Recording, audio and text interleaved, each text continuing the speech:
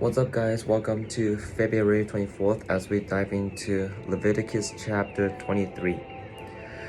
The Lord said to Moses, "Give the following instructions to the people of Israel. These are the Lord's appointed festivals which you are to proclaim as official days for Holy Assembly. You have 6 days each week for your ordinary work, but the seventh day is the Sabbath day of complete rest, an official day for Holy Assembly. It is the Lord's Sabbath day, and it must be observed wherever you live. In addition to the Sabbath day, these are the Lord's appointed festivals, the official days for Holy Assembly that are to be celebrated at their proper times each year. The Lord's Passover begins at sundown on the 14th day of the first month. On the next day, the 15th day of the month, you must begin celebrating the festival of unleavened bread. This festival to the Lord continues for 7 days. And during that time, the bread you eat must be made without yeast. On the first day of the festival, all the people must stop their ordinary work and observe an official day for Holy Assembly. For 7 days, you must present special gifts to the Lord. On the seventh day, the people must again stop all their ordinary work to observe an official day for Holy Assembly. Then the Lord said to Moses, "Give the following instructions to the people of Israel. When you enter the land I am giving you, and you harvest its first crops, bring the priest a bundle of grain from the first cutting of your grain harvest. On the day of the Sabbath, the priest will lift it up before the Lord, so it may be accepted on your behalf. On that same day, you must sacrifice a 1-year-old male lamb with no defects as a burnt offering to the Lord. With it, you must present a grain offering consisting of 4 quarters of choice flour moistened with olive oil. It must be a special gift, a pleasing aroma to the Lord. You must also offer 1 quart of wine as a liquid offering. Do not eat any bread or roast grain or fresh kernels on that day until you bring this offering to your God. This is a permanent law for you, and it must be observed from generation to generation wherever you live. From the day after the Sabbath, the day you bring the bundle of grain to be lifted up as a special offering, count off 7 full weeks. Keep counting until the day after the 7th Sabbath, 50th days later. Then present an offering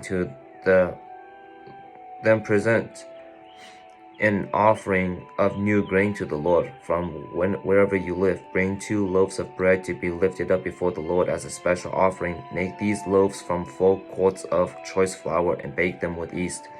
They will be an offering to the Lord from the first of your crops. Along with the bread, present 7 1-year-old male lambs with no defects, 1 young bull and 2 rams as burnt offerings to the Lord. These burnt offerings together will be grain offerings and liquid offerings with a special gift, a pleasing aroma to the Lord. Then you must offer 1 male goat as a sin offering and 2 1-year-old male lambs as a peace offering. The priest will lift up the 2 lambs as a special offering to the Lord, together with the loaves presented the first of your crops. These offerings, which are holy to the Lord, belong to the priest. That same day will be proclaimed an official day for Holy Assembly, a day on which you do no ordinary work. This is a permanent law for you, and it must be observed from generation to generation wherever you live. When you harvest the crops of your land, do not harvest the grain along with the edges of your fields. Do not pick up what the harvesters drop. Leave it for the poor and the foreigners living among you. I am the Lord your God." The Lord said to Moses, "Give the following instructions to the people of Israel. On the first day of the appointed month in early autumn, you are to observe a day of complete rest. It will be an official day for Holy Assembly, a day commemorated with loud blasts of a trumpet. You must do no ordinary work on that day. Instead, you are to present special gifts to the Lord. Then the Lord said to Moses, "Be careful to celebrate the Day of Atonement on the 10th day of that same month. 9 days after the Festival of Trumpets, you must observe it as an official day for Holy Assembly, a day to deny yourselves and present special gifts to the Lord. Do not work during the entire day because it is the Day of Atonement, when offerings of purifications are made for you, making you right with the Lord your God. All who do not deny themselves, that they will be cut off from God's people, and I will destroy anyone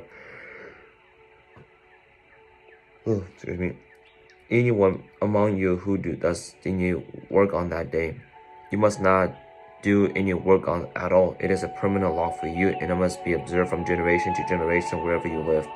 This will be a Sabbath day of complete rest for you, and on that day you must deny yourself. This day of rest will begin at sundown on the 9th day of the month and extend until sundown on the 10th day. Again, the Lord said to Moses, "Give the following instructions to the people of Israel. Begin celebrating the Festival of Shelters on the 15th day of the appointed month, 5 days after the Day of Atonement. This festival to the Lord will last for 7 days. On the day of the festival, you must proclaim an official day for holy assembly when you do no ordinary work for 7 days. You must present special gifts to the Lord. The 8th day is another holy day on which you present your special gifts to the Lord. This will be a solemn occasion, and no ordinary work may be done on that day. These are the Lord's appointed festivals. Celebrate them each year as official days for holy assembly by presenting special gifts to the Lord: burnt offerings, grain offerings, sacrifices, and liquid offerings, each on its proper day. These festivals must be observed in addition to the Lord's regular Sabbath days, and the offerings are in addition to your personal gifts, the offerings you give to fulfill your vows, and the voluntary offering to present to the Lord. Remember that this 7-day festival to the Lord, the Festival of Shelters, began on the 15th day of the appointed month, after you have harvested all the products of the land.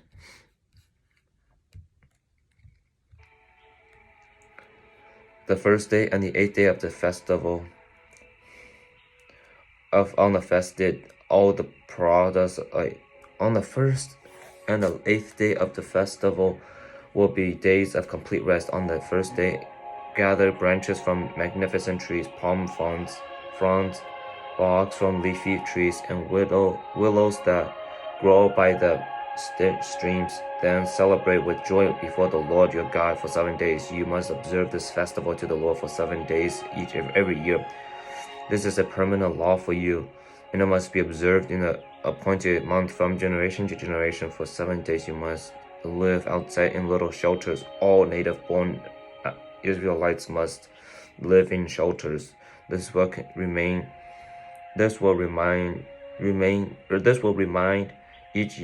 each new generation of Israelites that I made their ancestors live in shelters when I rescued them from the land of Egypt. I am the Lord their God. I am the Lord your God." So Moses gave the Israelites these instructions regarding the annual festivals of the Lord.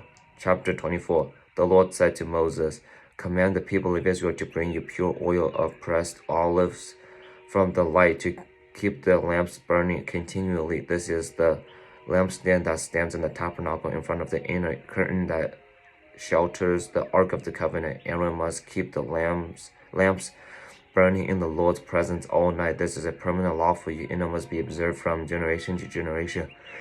Aaron and the priests must tend the lamps on the pure gold lampstand continually in the Lord's presence. You must bake 12 loaves of bread from choice flour, using 4 quarts of flour for each loaf. Place the bread before the Lord on the pure gold table and arrange the loaves in 2 stacks with 6 loaves in each. Put some pure frankincense near each stack to serve as a representative offering, a special gift presented to the Lord. Every Sabbath day, this bread must be laid out before the Lord as a gift from the Israelites. It is ongoing expression of the eternal covenant. The loaves of bread will belong to Aaron and his descendants, who must eat them in a sacred place, for they are most holy. It is a permanent right of the priest to claim this portion of the special gifts presented to the Lord. One day, a man who had an Israelite mother and an Egyptian father came out of his tent and got into a fight with one of the Israelite men. During the fight, this son of Israelite woman blasphemed the name of the Lord with a curse. So the man was brought to Moses for judgment. His mother was Shelemith, the daughter of Deborah of the tribe of Dan. They kept the man in custody until the Lord's will and the matter should become clear to them. Then the Lord said to Moses, "Take the blasphemer outside the camp and tell all those who heard the curse to lay their hands on his head. Then let the entire community stone him to death. Say to the people of Israel, those who curse their God will be punished for their sins. Anyone who blasphemes the name of the Lord must be stoned to death by the whole community of Israel. Any native-born Israelite or foreigners against you who blasphemes the name of the Lord must be put to death. Anyone who takes another person's life must be put to death. Anyone who kills another person's animal must pay for it in full. A live animal for the animal that was killed. Anyone who injures another person must be dealt with according to the injury inflicted. A fracture for a fracture, an eye for an eye, a tooth for a tooth. Whatever anyone does to injure another person must be paid back in kind. Whoever kills an animal must pay for it in full, but whoever kills another person must be put to death. This same standard applies to both to native-born Israelites and to the foreigners living among you. I am the Lord your God." After Moses gave all these instructions to the Israelites, they took the blasphemer outside the camp and stoned him to death. The Israelites did just as the Lord had commanded Moses. Chapter 25. While Moses was on Mount Sinai, the Lord said to him, "Give the following instructions to the people of Israel. When you have entered the land I am giving you, the land itself must observe a Sabbath rest before the Lord. Every 7th year, for 6 years, you must plant your fields and prune your vineyards and harvest your crops. But during the 7th year, the land must have a Sabbath year of complete rest. It is the Lord's Sabbath. Do not plant your fields or prune your vineyards during that year, and don't store away the crops that grow on their own, or gather the grapes from their improved vines. The land must have a year of complete rest, but you may eat whatever the land produces on its own during its Sabbath. This applies to you, your male and female servants, your hired workers, and the temporary residents who live among you, your livestock, and the wild animals in your land will also be allowed to eat what the land produces. In addition, you must count off 7 Sabbath years, each set of 7 years, adding up to 49 years in all. On the Day of Atonement in the 50th year, blow the ram's horn loud and long throughout the land. Set this year apart as holy, a time to proclaim freedom throughout the land for all who lives there. It will be a jubilee year for you, when each of you may return to the land that belongs to your ancestors and return to your own clan. This 50th year will be a jubilee for you. During that year, you must not plant your fields or store away any of the crops that grow on their own, and don't gather the grapes from your improved vines. It will be a jubilee year for you, and you must keep it holy. But you may eat whatever the land produces on its own. In the year of jubilee, each of you may return to the land that belongs to your ancestors. When you make an agreement with your neighbor to buy or sell property, you must not take advantage of each other. When you buy land from your neighbor, the price you pay must be based on the number of years since the last jubilee. The seller must be set the price for by taking into account the number of years remaining until the next year of Jubilee. The more years until the next Jubilee, the higher the price. The fewer years, the lower the price. After all, the person selling the land is actually selling you a certain number of harvests. Show your fear of God by not taking advantage of each other. I am the Lord your God. If you want to live securely in the land, follow my decrees and obey my regulations, then the land will yield large crops, and you will eat your fill and live securely in it. But you might ask, what will we eat during the 7 years, since we are not allowed to plant or harvest crops that year? Be assured that I will send my blessings for you in the 6th year, so the land will produce a crop large enough for 3 years. Then you plant your fields in the 8th year. You will still be eating from the large crops of the 6th year. In fact, you will still be eating that large crop when the new crops is in the harvest in the 9th year. The land must never be sold on a permanent basis, for the land belongs to me. You are only foreigners and tenant farmers working for me. And so that's the end for today. The only thing that stood out to me about this is like how that God is asking the Israelites to trust him, even if to trust him for a whole year. Like, you should always be trusting God throughout your whole entire life, but like God is really testing the faith of the Israelites by making this law of they can produce a certain amount of crops and then they cannot produce any crops on the 7th year, and trusting that God will be able to provide for them.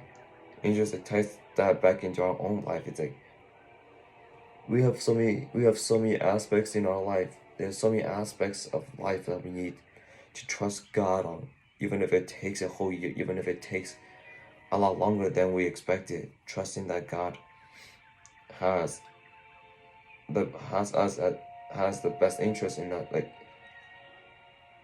like has our back, and that he loves us, and that he does everything out of love for us, not even if it means we have to lose something that we held dearly to, because when you have to lose that for the sake of God, it shows how unimportant it is, how unimportant that thing is to you, or that thing is actually.